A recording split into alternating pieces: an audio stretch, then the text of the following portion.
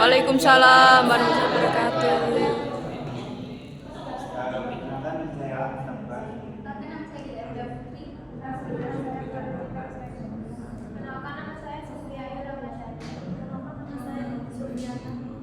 Di sini kelompok kita akan menjelaskan tentang pengertian akun dan cara mendesain akun.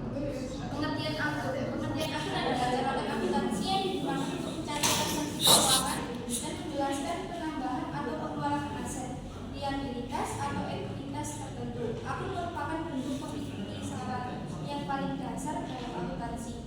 Jenis akun ada dua, akun nil dan akun nominal. Akun nil merupakan kelompok akun yang dilaporkan dalam neraca. Jenis-jenis saldo ini adalah harta, kewajiban, dan modal. Dalam penerapannya, akun nil akan dibawa dari satu periode ke periode lainnya. Akun nominal atau sementara. Akun nominal merupakan kelompok akun yang disajikan dalam laporan laba rugi. Jenis dari akun ini adalah pendapatan dan beban. Berdasarkan kedua golongan secara umum di atas, maka akun ini bisa digolongkan secara memiliki yaitu terdiri dari akun harta, akun kewajiban, akun modal, akun pendapatan, dan akun beban. Selanjutnya yaitu unsur akun. Yang pertama, aktiva atau harta. Aktiva adalah akun aset kekayaan yang dimiliki oleh suatu perusahaan yang dapat diubah menjadi uang tunai. Bagi perusahaan, aktiva atau harta merupakan sumber kekayaan untuk menjalankan roda perusahaan. Akun harta ini meliputi biaya-biaya yang terjadi karena transaksi sebelumnya, serta memiliki manfaat di masa mendatang. Aktiva ini diklasifikasikan ke dalam 5 jenis, yaitu antara lain: A. Aktiva lensa, yang merupakan kekayaan perusahaan berupa uang tunai dan saldo rekening bank yang bisa dicairkan. B.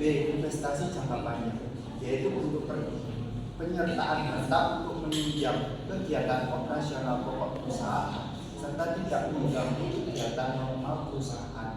C. Aktiva tetap, yaitu harta kekayaan terwujud yang digunakan dalam kegiatan normal perusahaan dengan manfaat lebih dari 1 tahun. Aktiva tetap ini juga tidak untuk dijual sebagai barang dagangan dan memiliki nilai yang tinggi. D. Aktiva tidak menunjuk, maksudnya adalah harta yang tidak berbentuk fisik namun berupa hak istimewa. E. Aktiva lain, yaitu kekayaan perusahaan yang tidak bisa digolongkan dalam keempat aktiva di atas. Contoh dari aktiva lain ialah biaya beroperasi dan biaya emisi saham. Kewajiban. Kewajiban adalah segala keharusan ekonomi yang dimiliki perusahaan di masa mendatang dalam bentuk penyerahan aktiva atau jasa sebagai akibat dari kegiatan usaha yang sudah dilakukan. Secara sederhana, kewajiban ini adalah utang perusahaan. Akun kewajiban liabilitas sendiri dibagi dari dua, yaitu utang lancar dan utang jangka panjang. Utang lancar yaitu kewajiban yang harus dilunasi dalam jangka waktu kurang lebih dari 1 tahun. Hal-hal yang berkaitan dengan utang lancar adalah seperti wesel bayar, utang usaha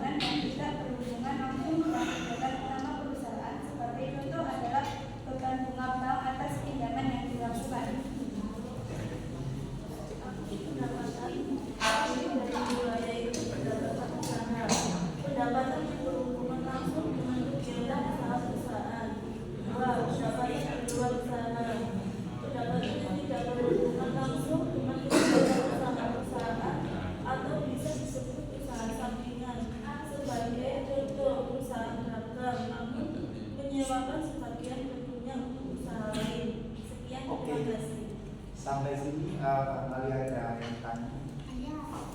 Saya izin bertanya, nama saya Winda Ayu Lestari, NIM saya 2024 051075.